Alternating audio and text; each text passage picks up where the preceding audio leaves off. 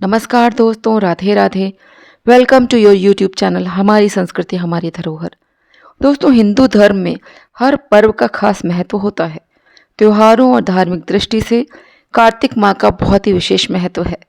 देव उठनी एकादशी से भीष्म पंचक व्रत भी शुरू हो जाता है। पुराणों तथा हिंदू धर्म ग्रंथों में कार्तिक माह में भीष्म पंचक व्रत का विशेष महत्व कहा गया है। कहा जाता है कि जो लोग पूरे कार्तिक माह में स्नान या दीपदान नहीं कर पाते हैं, तो वे कार्तिक माह के ये जो अंतिम 5 दिन होते हैं, जो कि शुक्ल एकादशी से शुरू होकर पूर्णिमा तक चलता है, इन 5 दिनों में भीष्म पंचक व्रत या पंचभीखु व्रत रख लेते हैं तो उन्हें पूरे कार्तिक माह के व्रत और स्नान आदि का फल मिल जाता है। शुक्ल पक्ष की देव उठनी एकादशी से भीष्म पंचक व्रत शुरू हो जाता है। पुराणों तथा हिंदू धर्म ग्रंथों में कार्तिक माह में भीष्म पंचक व्रत का विशेष महत्व कहा गया है। इस व्रत को करके सदाचारी एवं संयमी व्यक्ति जीवन के प्रत्येक क्षेत्र में सफलता प्राप्त कर सकता है। धार्मिक मान्यता अनुसार जो लोग पूरी श्रद्धा के साथ इस व्रत का पालन करते हैं, उनके द्वारा सब प्रकार के शुभ कृत्यों का पालन हो जाता है। यह महापुण्यमय व्रत महापातकों का नाश करने के बराबर माना गया है। निसंतान दंपत्ति इस व्रत को रखें तो उन्हें संतान सुख की प्राप्ति अवश्य होगी। इसके अलावा इस व्रत को रखने से सुख सम्मान में वृद्धि, स्वास्थ्य उत्तम बना रहता है और लंबी आयु की प्राप्ति होती है। माँ गंगा के पुत्र भीष्म पितामह पूर्व जन्म में वसु थे। अपने पिता की इच्छा पूर्ति के लिए आजन्म अखंड ब्रह्मचर्य के पालन का दृढ़ संकल्प करने के कारण उन्हें अपने पिता की तरफ से इच्छा मृत्यु का वरदान मिला था। इसलिए इन 5 दिनों में ब्रह्मचर्य का पालन अवश्य करना चाहिए। साथ ही जो लोग ब्रह्मचर्य का पालन करना चाहते हैं, वे इस दौरान भीष्म जी की विशेष पूजा करके उनका आशीर्वाद प्राप्त कर सकते हैं। कार्तिक एकादशी के दिन बाणों की शैया पर पड़े हुए भीष्म जी ने जल की याचना की थी।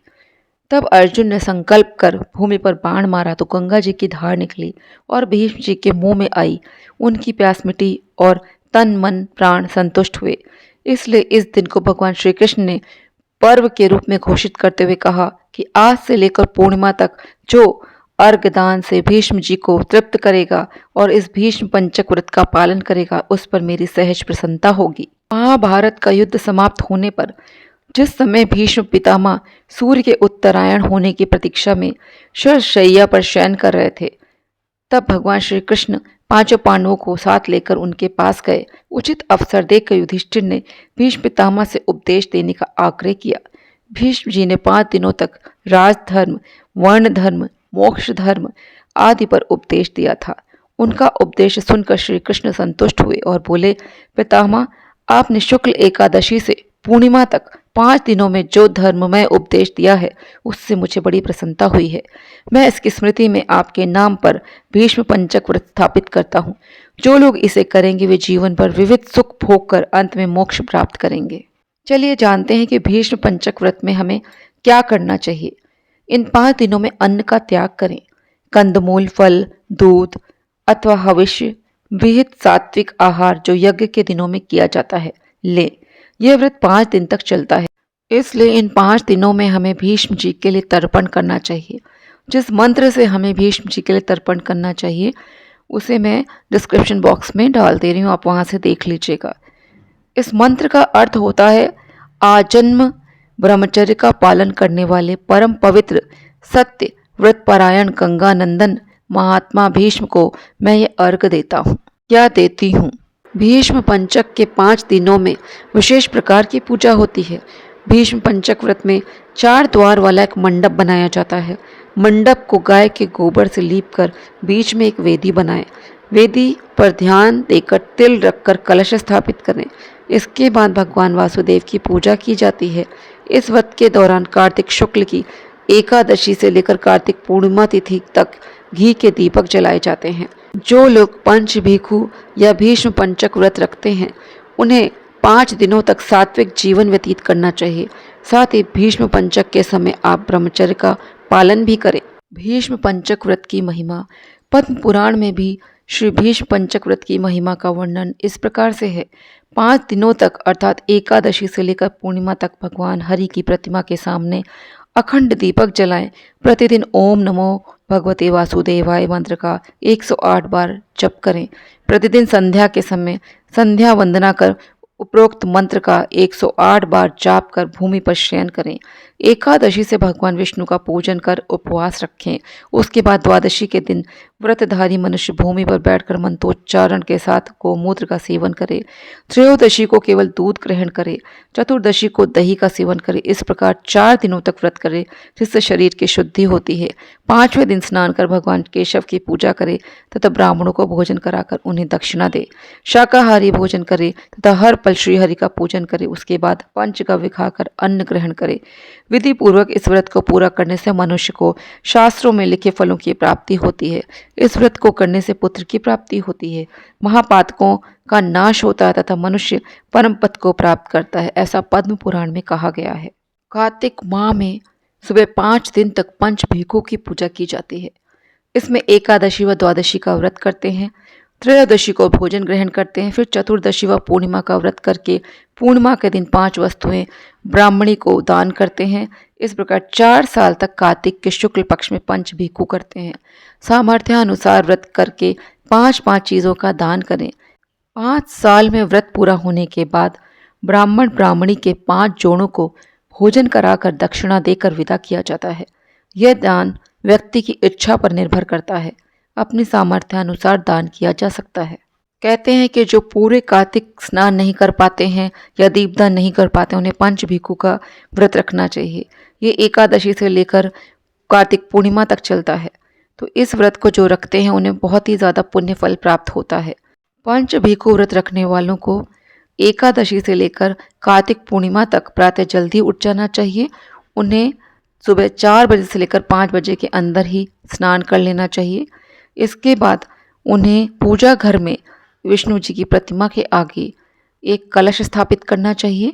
यदि कलश नहीं भी स्थापित कर पाते हैं तो वहाँ पर उन्हें एक दीपदान करना चाहिए।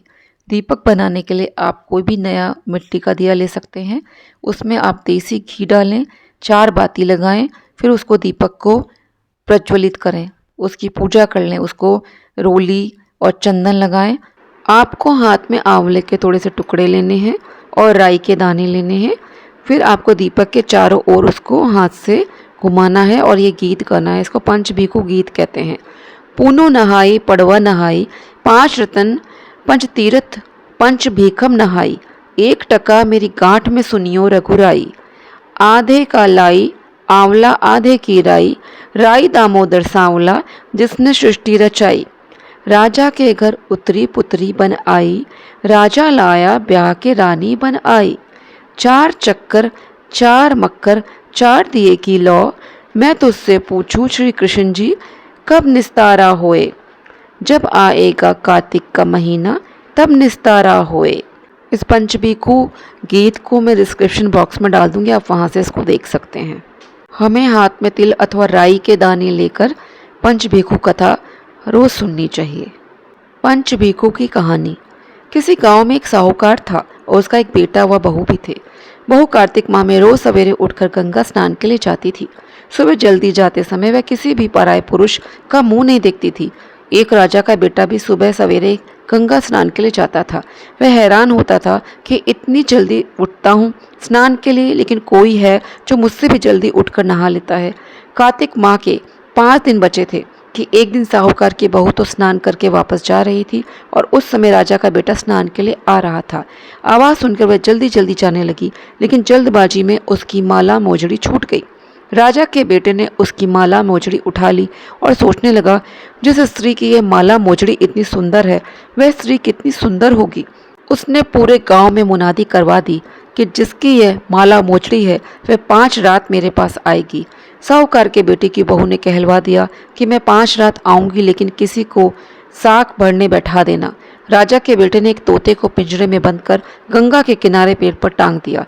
बहू सुबह के समय आई, पहली पैड़ी पर पैर रखा और बोली, हे कार्तिक के ठाकुर राई दामोदर, 5 पांडु छठे नारायण, भीखम राजा उस पापी को नींद आ जाए। राजा के बेटे को नींद आ गई। बहू नहा धोकर चलने लगी तो तोते से बोली, सुआ सुआ तेरे गल डालूंगी हीरा, मेरी साख भरियो वीरा। सुवा बोला कि कोई वीर भी साग भरता है क्या? वह फिर बोली, सुवा सुवा सुबह तेरे पग खा लूंगी, नेवर साख भरियो मेरे देवर। सुवा ने कहा, ठीक है भाभी, मैं तेरी साख रखूंगा। वह तो कहकर चली गई। राजा का बेटा हड़बड़ाकर उठा और सुवा से पूछा, सुवा सुवा वह आई थी, कैसी थी? सुवा बोला, आभा की सी बिजली, होली की सी झल, केला की सी कामनी, गुलाब का सा रंग। अगले दिन राजा के बेटे ने सोचा कि आज मैं अपनी अंगुली में चीरा लगाऊंगा जिससे मुझे नींद नहीं आएगी। अगले दिन राजकुमार अंगुली चीर कर लेट गया। वह आई और भगवान से उसी तरह प्रार्थना करने लगी और राजकुमार को फिर नींद आ गई। वह स्नान करके फिर से वापस चली गई। सुबह राजकुमार ने तोते से फिर पूछा तो उसने वही सारी बातें दोहरा दी। अब राजकुमार बोला कि मैं आज रात में आंखों में मिर्ची डालकर बैठूंगा। रात में वह मिर्ची डालकर बैठ गया। बहू फिर आई और प्रार्थना की जिससे उसे फिर नींद आ गई। राजकुमार ने तोते से बहू के आने की बात पूछी। उसने फिर बता दी। राजकुमार अब फिर सोचने लगा कि आज मैं बिना बिस्तरे के ही बैठूंगा और रात को बिना बिस्तरे के बैठ गया। जब वह स्नान करने आई तो उसने फिर से भगवान से प्रार्थना की और राजकुमार को नींद आ गई। जब वह नहाकर जाने लगी तो आंख बंद करके चली गई। राजकुमार जब उठा तो वह जा चुकी थी। राजकुमार फिर सोच में पड़ गया और सोचने लगा कि आज मैं अंगीठी जलाकर बैठूंगा जिससे नींद नहीं आएगी। फिर वह रात को अंगीठी रखकर बैठ गया। साहूकार की बहू आई और वह भगवान से प्रार्थना करने लगी कि आपने 4 रातें तो निकाल ली, अब यह रात और निकाल लो। भगवान ने उसकी बात रख ली और राजकुमार को नींद आ गई। जब वह नहाकर जाने लगी तो तोते से बोली कि इस पापी को कह देना कि 5 रातें पूरी हो चुकी हैं, वह मेरे मोतियों की माला मेरे घर भिजवा दे। सुबह राजकुमार की आंख खुली तो उसने तोते से पूछा कि क्या वह आई थी? तो तोते ने कहा, हाँ वह आई थी और उसने अपनी माला मंगवाई है। यह सुनकर राजकुमार सोचने लगा कि वह तो सच्ची थी, तभी तो भगवान ने उसकी सत रखा। कुछ समय के बाद राजकुमार को कोढ़ हो गया। राजा ने ब्राह्मण को बुलाकर पूछा कि मेरे बेटे का शरीर क्यों जल रहा है। ब्राह्मण ने विस्तार से सारी बात राजा को बताई कि इसने क्या किया था। ब्राह्मण ने कहा कि इसने पतिव्रता स्त्री पर बुरी नज़र डाली, इसलिए इसे यह रोग हो गया है और इस रोग से पीड़ित हुआ है। राजा ने इसके ठीक होने का उपाय पूछा तो ब्राह्मण ने कहा कि यह उस साहूकार की बहू को धर्म की बहन बनाए और रोज उसके नहाए हुए जल से स्नान करे, तब यह ठीक हो सकता है।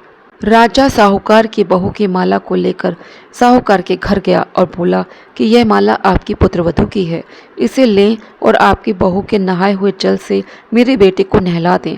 साहूकार बोला कि वह तो किसी पराये पुरुष का मुंह तक नहीं देखती, आप उसे इस नाली पर बिठा दीजिए। जब वह ऊपर नहाएगी तब नीचे इस नाली के पानी से आपका पुत्र नहा लेगा। राजकुमार ने ऐसा ही किया और कुछ समय के बाद उसका शरीर चंदन सा हो गया। हे पंच भिक्षु देवता, जैसे आपने साहूकार के पुत्रवधू का सत रखा वैसे ही सभी का रखना। तो दोस्तों, आज का वीडियो मैं यहीं पे समाप्त करती हूँ। वीडियो यदि उपयोगी लगा हो तो वीडियो को लाइक करें, शेयर करें। चैनल पे यदि पहली बार आए हो तो चैनल को सब्सक्राइब ज़रूर करें। जय श्री कृष्णा, जय श्री राधे।